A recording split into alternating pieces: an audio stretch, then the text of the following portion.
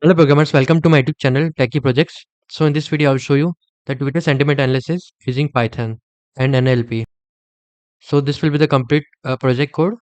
Now this will be the project folder, contain the graph folder like accuracy graph, training and validation accuracy, confusion matrix, and training and validation loss in the red and blue color.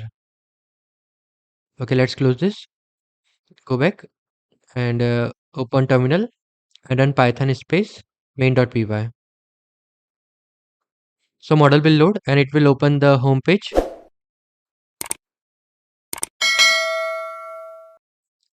Let's click on the about us. It will give the complete description about project, like it is the LSTM, NLTK tokenizer, and Janism as a backend, and this is desktop based application. Let's click on get started. User can enter any text and model will analyze that particular positive or negative text, like I love programming, and then click on analyze button. So it shows positive. This project developed using Python programming language and Tkinter used to develop the graphical user interface. Let's click on back button. This is the complete project. Thank you friends for watching my video. If you are new, then subscribe channel and share with a friend. Thank you.